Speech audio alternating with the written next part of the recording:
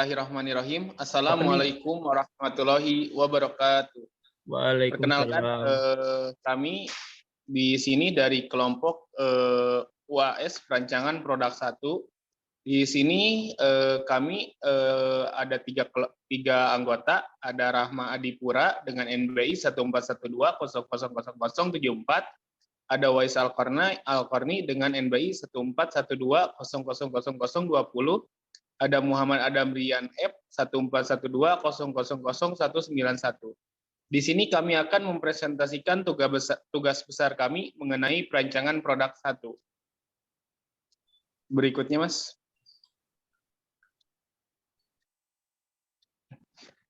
Nah, ini untuk mengenai daftar isinya. Di sini yang akan menjelaskan pertama yaitu dengan saya sendiri. Saya di sini akan menjelaskan mengenai bab pertama, mengenai pendahuluan. Lanjut, Mas.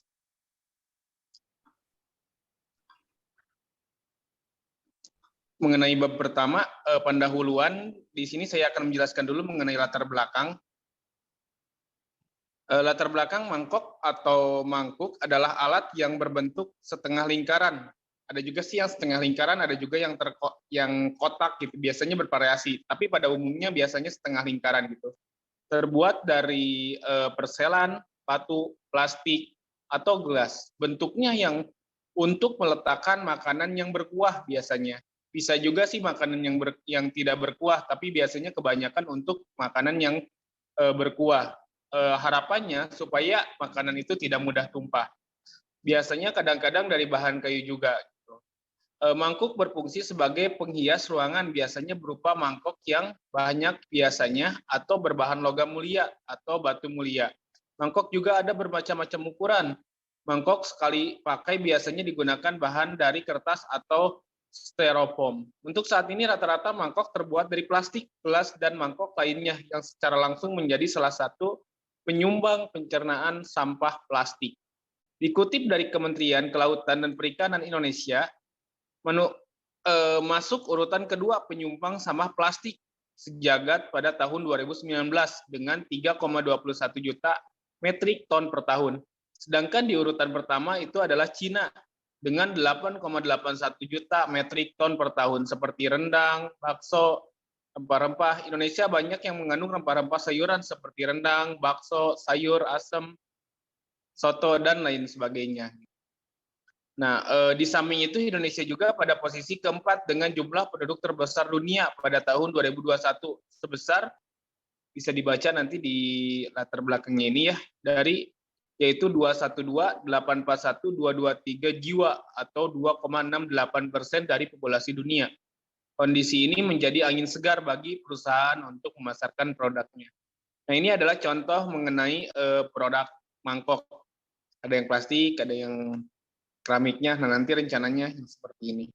Nah, untuk mengenai rumusan masalah, yang pertama, membuat produk mangkok batok kelapa yang ramah lingkungan. Yang kedua, mengetahui keinginan konsumen terhadap produk mangkok dengan metode Quality Function Deployment atau QFD. Nah, untuk bab 2 mengenai landasan teori. Yang berikutnya itu adalah indikator kualitas produk. Menurut Jito Sudarmo, 2008, 155, kualitas produk merupakan kemampuan dari suatu produk dan menjalankan fungsinya. Kualitas produk juga dapat diartikan sebagai kesesuaian produk dengan harapan konsumen atas biaya yang harus ditanggung oleh konsumen apabila membeli barang tersebut atau harga barang tersebut. Menurut Schroeder, tahun 2008, 155, kualitas produk dikaitkan dengan nilai kegunaan maupun harga dari barang atau jasa tersebut. Menurut Kotler dan Keller, yang dialih bahasakan oleh Bob Sabran, 2012, halaman 8-10, kualitas produk memiliki indikator-indikator, yaitu yang pertama adalah desain. Desain itu adalah totalitas fitur yang mempengaruhi tampilan, rasa, atau fungsi produk berdasarkan kebutuhan pelanggan. Yang berikutnya adalah bentuk. Bentuk form, bentuk sebuah produk dapat meliputi ukuran, bentuk, atau struktur fisik produk. Nah, untuk yang berikutnya itu adalah fitur. Fitur produk yang melengkapi fungsi dasar suatu produk tersebut. Nah, yang berikutnya itu adalah penyesuaian atau customization. Pemasar dapat mendefinisikan produk dengan menyesuaikan produk tersebut dengan keinginan perorangan atau istilahnya custom lah bahasa yang sekarangnya gitu. Nah, untuk yang berikutnya itu adalah kualitas kinerja. Kualitas kinerja atau performance quality, tingkat di mana karakteristik utama produk beroperasi, kualitas menjadi dimensi yang semakin penting untuk diferensiasi ketika perusahaan menerapkan sebuah model nilai dan memberikan kualitas yang lebih tinggi dengan uang yang lebih rendah. Nah, yang berikutnya itu adalah kualitas kesesuaian atau conformance quality, tingkat di mana semua unit yang diproduksi identik dan memenuhi spesifikasi yang dijanjikan. Nah, yang berikutnya itu adalah mengenai durability atau ketahanan. Itu adalah merupakan ukuran umur operasi harapan produk dalam dilanjutkan Mas Adam. Berikutnya. Nah, ini biasanya durability gitu. Nah, durability itu adalah ukuran merupakan ukuran umur operasi harapan produk dalam kondisi biasanya atau penuh tekanan, merupakan atribut berharga untuk produk-produk tertentu. Nah, yang berikutnya itu adalah keandalan, yaitu keandalan itu adalah probabilitas bahwa produk tidak akan mengalami multifungsi atau gagal dalam periode waktu tertentu. Nah, yang berikutnya itu adalah kemudahan perbaikan atau ya reviability, adalah ukuran kemudahan perbaikan produk ketika produk itu tidak berfungsi atau gagal. Nah, yang berikutnya itu adalah style. Style itu biasanya kita menggambarkan itu adalah gaya gitu. Nah, biasanya gaya ini adalah menggambarkan penampilan dan rasa produk kepada pembeli. Biasanya desainnya itu harus sesuai lah dengan gaya atau style tersebut. Nah, yang berikutnya, Mas. Nah, yang berikutnya itu adalah QFD. Nah, ini QFD itu adalah sebuah metode pengembangan produk yang sudah dikenal di dunia industri. Metode ini menerjemahkan apa yang diinginkan oleh pelanggan ke dalam produk. Menurut Wijaya tahun 2011, QFD menerjemahkan apa yang diinginkan menjadi apa yang dihasilkan oleh perusahaan. Nah, ini adalah sejarah mengenai QFD. Sejarah QFD adalah sejarah konsep yang menyediakan sarana untuk menerjemahkan kebutuhan pelanggan ke dalam pembayaran persyaratan teknik yang tepat untuk setiap tahap pengembangan produk. Itu adalah menurut Solvian 1986 dalam LUWU 2002. Nah, untuk QFD pertama kali muncul di Jepang pada akhir tahun 1960-an, yaitu oleh Ako dan Majur tahun 2003 setelah Perang Dunia Kedua. Jepang tadinya mengembangkan produk dengan intimidasi atau duplikasi beralih kepada pengembangan produk yang orsinil. Nah, QFD juga digunakan mencapai tujuan itu. Metode ini dikenalkan kepada masyarakat oleh Mizuno dan Akao melalui buku Quality Function Development pada tahun 1978. Berikutnya, Mas Adam. Nah, setelah itu Jepang mempertimbangkan menghasilkan produk yang laku di pasaran. Nah, mengenai yang mengena di hati terhadap konsumen sesuai dengan kemampuan perusahaan, implementasi yang sukses dari QFD di negara-negara lain. Di luar Jepang menyebabkan QFD mulai menyebar luas di seluruh dunia, menurut Akao dan Majur tahun 2003. Nah, untuk mengenai QFD, ada konsep dan manfaatnya. Yang pertama, berdasarkan definisi QFD merupakan praktek untuk merancang suatu proses sebagai tanggapan terhadap kebutuhan pelanggan. QFD menerjemahkan apa yang dibutuhkan pelanggan dan apa yang harus dihasilkan oleh suatu organisasi. Dalam hal ini, QFD memungkinkan organisasi untuk memprioritaskan kebutuhan pelanggan. Nah, dalam penelitian Sahuri tahun 2016 mengungkapkan, apabila dilaksanakan dengan tepat, QFD akan mampu meningkatkan beberapa hasil. Yang pertama, meningkatkan efektivitas komunikasi antar departemen. Yang berikutnya, mampu mengetahui dengan jelas kebutuhan pelanggan yang akan dibawa melalui proses langsung ke operasional. Nah, yang berikutnya itu adalah lebih sedikit perubahan-perubahan sistem yang terjadi. Nah, yang berikutnya, kualitas produk yang sistematis dan saling terintegritas. Nah, yang berikutnya juga yang nomor 5, waktu pembuatan produk yang lebih singkat. Yang keenam, meningkatkan pemahaman dari hubungan kompleks dan kemampuan mengurangi kompleksitas dengan tingkat integrasi yang lebih tinggi. Yang berikutnya, Mas Adam. Nah, yang berikutnya itu mampu mengidentifikasi, menyelesaikan kembali kebutuhan yang bertentangan dari berbagai pelanggan. Nah, instrumen penelitian menurut Sugiono tahun 2006 102, instrumen penelitian adalah suatu alat yang digunakan mengukur kejadian variabel atau penelitian alam maupun sosial yang diamati. Menurut Sanjaya tahun 2011 84, instrumen penelitian adalah alat yang dapat digunakan untuk mengumpulkan data atau informasi penelitian. Sintesis. Instrumen penelitian adalah alat yang digunakan untuk mengukur fenomena alam maupun sosial yang diamati. Fenomena ini berbentuk variabel. Yang berikutnya, Mas. Nah, untuk skala Likert menurut Sugiono yaitu skala yang digunakan untuk mengukur sikap, pendapat, dan persepsi seseorang atau sekelompok orang tentang fenomena sosial. Nah, mengutip dari buku Najir, Galia Indonesia Bogor, tahun 2005, dalam membuat skala Likert, ada beberapa langkah prosedur yang harus dilakukan. Penelitian antara lain sebagai berikut. Berikutnya, Mas. Nah, ini untuk penelitiannya mengumpulkan item-item yang cukup banyak, memiliki relevansi dengan masalah yang sedang diteliti, dan terdiri dari item yang cukup jelas disukai dan tidak disukai. Kemudian item-item itu dicobakan kepada sekelompok responden yang cukup representatif. Berikutnya, Mas, coba. Ini udah masuk bab 3 ya, Mas ya? Belum ya? Ini udah lanjut bab 3 ya, Mas ya? Coba di stop dulu, Mas. Oke, mohon maaf ya, sebelumnya tadi ada teknis. Nah, yang berikutnya mengenai penelitian pengumpulan item-item yang cukup banyak, memiliki relevansi dengan masalah yang sedang diteliti, dan terdiri dari item yang cukup jelas disukai dan tidak disukai. Nah, yang berikutnya itu adalah kemudian item-item itu dicobakan kepada sekelompok responden yang cukup representatif dari populasi yang diinginkan diteliti. Nah, yang berikutnya itu adalah responden di atas diminta untuk mengecek tiap item, apakah ia menyenangi atau tidak mengakui gitu. Responden tersebut dikumpulkan dan jawaban yang diberikan indikasi mengenai diberi skor tinggi, tidak ada masalah untuk memberikan angka 5 untuk tertinggi dan skor 1 untuk yang terendah, dan sebaliknya begitu. Nah, sewaktu menanggapi pertanyaan dalam skala Likert, responden menentukan tingkat persetujuan mereka terhadap suatu pertanyaan dengan memilih dari satu pemilihan yang tersedia. Biasanya disediakan 5 pilihan skala seperti format di bawah ini. Nah, ini boleh ke bawah, Mas Adam. Nah, contohnya kayak seperti ini. Nah, mengenai pertanyaan positif gitu, biasanya menurut Likert itu ada sangat tidak setuju dengan skor 1, tidak setuju dengan skor 2, netral dengan skor 3, setuju dengan skor 4, sangat setuju dengan skor 5.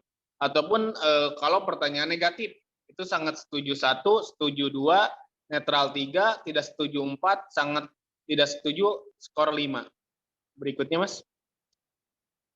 Nah, kuesioner. Yang pertama sih definisi menurut Dewa Kurt Sukardi tahun 83. Pengertian kuesioner adalah suatu bentuk teknik alat pengumpulan data yang dilakukan pada metode penelitian dengan tidak perlu atau wajib memerlukan kedatangan langsung dari sumber data.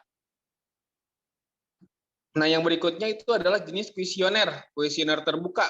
Kuesioner terbuka adalah daftar pertanyaan yang memberikan kesempatan kepada responden untuk memutuskan pendapat mengenai pertanyaan yang diberikan penelitian, sehingga dalam hal ini proses mendapatkan datanya bisa dibilang memerlukan keahlian penelitian dalam memberikan pertanyaan yang mudah untuk dipahami. Contohnya kuesioner terbuka seperti di bawah ini.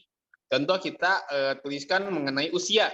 Nah, usia ini kita gak dikasih option gitu, rentangnya, tapi biarkan mereka yang mengisinya sendiri. Contoh yang berikutnya, Mas.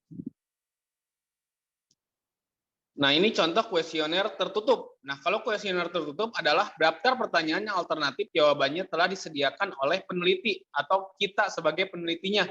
Cara ini seringkali dianggap efektif dengan landasan membutuhkan tanda centang dalam kolom yang disediakan contoh kuesioner tersebut. Nah, beda dengan tadi pertanyaan yang terbuka, kita ngasih kebebasan kepada istilahnya itu respondennya untuk mengisi langsung. Tapi kalau mengenai tertutup, kita dikasih option, dikasih pilihan gitu. Nah, nanti respondennya dengan memilih sendiri gitu. Apakah dia kategori yang pertama, atau yang kedua, atau yang ketiga, atau yang keempat, pilih lainnya. Nah, ada juga mengenai kuesioner campuran. Boleh ke berikutnya, Mas. Untuk kuesioner campuran sebenarnya gabungan sih antara mengenai tertutup dan terbuka gitu. Biasanya teknik ini dipergunakan selain mengetahui topik yang mendalam, difungsikan mendapat serangkaian data-data penelitian berupa angka. Contoh kuesioner campuran adalah alat transportasi apa yang sering Anda gunakan. Nah, biasanya seperti ini. Apakah umum ataukah pribadi, dikasih yang pertama dikasih option dulu, atau enggak khawatirnya option itu enggak masuk. Nah, option itu enggak masuk, yaitu dengan cara menyebutkan. Nah, berikutnya itu adalah tujuan pembuatan kuesioner dalam penelitian adalah tujuannya pada pokok proses pembuatan kuesioner antara lain berikut sebagai ini. Kuesioner diperoleh guna memperoleh data penelitian yang relevan dengan topik penelitian. Nah, yang berikutnya pembuatan kuesioner ini diperlukan untuk mendapatkan data dengan reliabilitas dan validitas baik. Nah, yang berikutnya, Mas. Nah, ini membuat kuesioner seperti ini. Nah, ini contoh uji validitas. Nah, ada uji validitas, ada uji reliabilitas. Nah, tujuannya untuk mengetahui tingkat ketepatan atau keabsahan data kuesioner menggunakan uji validitas. Nah, yang berikutnya, Mas. Nah, ini contohnya model matematika validitas tes. Nah, ini contohnya seperti ini. Kita menggunakan jadi gimana sih data itu supaya valid gitu. Nah, yang berikutnya itu ada instrumen dalam pengumpulan data mampu mengukur apa yang harus diukur. Nah, uji validitas persen produk momen menggunakan pasio korelasi antara masing-masing skor item kuesioner dengan skor total responden. Nah, ini seperti ada rumusnya seperti ini gitu. Nah, dasar pengambilan uji validitas persen seperti ini. Ada yang sangat rendah, sedang, sampai sangat sedang. Nah, ini adalah contoh yang berikutnya itu adalah uji reliabilitas. Nah, ini pengertiannya uji reliabilitas adalah yang berarti hal yang tahan uji gitu. Nah, ini tujuannya mengetahui tingkat kendala dan konsisten dari data kuesioner menggunakan uji reliabilitas. Nah, yang berikutnya, Mas, model matematikanya uji reliabilitas seperti ini gitu. Ini kurang lebih seperti ini. Yang berikutnya, Mas. Nah, untuk yang berikutnya mengenai bab 3, yang berikutnya akan dilanjutkan oleh rekan saya, yaitu atas nama Rahma Adipura. Kepada Mas Rahma Adipura, saya persilahkan. Go. Untuk yang itu yang bisa saya sampaikan. Untuk yang berikutnya itu adalah mengenai pembahasan bab 3, mengenai metode penelitian, yang akan dijelaskan langsung oleh rekan saya, atas nama Muhammad Pian Adam. Kepada Pak Mas Muhammad, saya persilahkan. Oke. Lanjut bab 3, metode penelitian. Langkah-langkah QFD. Dikutip dari Crow 2009, secara umum QFD terdiri dari 4 tahap utama seperti yang ditampilkan pada gambar 1. Keempat tahap tersebut yaitu 1. Perencanaan produk, menentukan dan memprioritaskan kebutuhan pelanggan, merencanakan produk untuk merespon kebutuhan pelanggan dan peluang kompetitif, menetapkan nilai target dari karakteristik produk. Nomor 2, assembly, part deployment, mengidentifikasi part yang penting, menurunkan karakteristik produk dalam karakteristik assemblies, menetapkan nilai dari karakteristik produk. Yang nomor 3, perencanaan proses, menentukan proses kritis dan aliran proses, mengembangkan persyaratan peralatan produksi, menetapkan parameter krisis proses. Nomor 4, kontrol proses atau kualitas, menentukan karakteristik proses dan part kritis, menetapkan metode kontrol proses dan parameternya, menetapkan metode dan parameter inspeksi dan uji. Selanjutnya ada House of Quality atau disebut HOQ, adalah alat yang mendukung metode QFD menggunakan metrik yang menghubungkan keinginan konsumen dengan langkah desain dan membandingkan langkah desain sehingga praktisi dapat berkonsentrasi pada karakteristik yang paling penting dan berharga. Istilah rumah digunakan karena alat QFD yang digunakan terlihat mirip dengan rumah dengan beberapa kamar dan atap. Matrik HOQ pertama kali digunakan dalam proses menampilkan Voice of Customer atau disebut VOC atau kebutuhan konsumen terhadap respon teknis. Proses penerapan quality function development menjelaskan bahwa untuk memasukkan pelanggan ke dalam proses desain produk dengan memfokuskan pada indikator kualitas di atas. Dan ini selanjutnya ada bab 4, pembahasan dan data hasil. Gambaran objek penelitian. Penelitian di PT Alim Rugijaya merupakan perusahaan yang bergerak di bidang alat-alat dapur. Proses memproduksi mangkok ini dilakukan di Dusun Lembur Gedong, Desa Licin, RT 1 RW 8, Kecamatan Cimakal, Kabupaten Sumedang.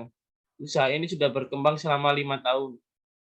Populasi dan sampel populasi adalah wilayah generalisasi yang terdiri atas objek atau subjek yang mempunyai kualitas dan karakteristik tertentu yang ditetapkan oleh peneliti untuk dipelajari dan kemudian ditarik kesimpulannya.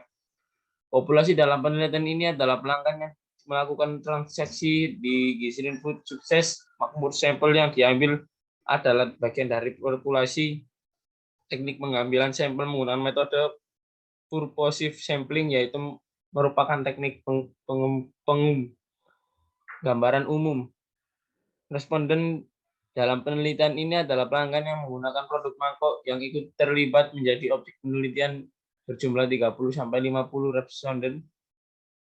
Hal ini sesuai dengan metode yang digunakan dalam penelitian, yaitu metode purposive sampling, berdasarkan data yang didapat melalui field daftar pertanyaan kuesioner yang diajukan terhadap 50 responden, maka dapat diinformasikan tentang umur dan jenis kelamin. Kuesioner terbuka. Responden dalam penelitian ini adalah pelanggan yang menggunakan produk mangkok yang ikut terlibat menjadi objek penelitian ini berjumlah 30-50. Kuesioner terbuka.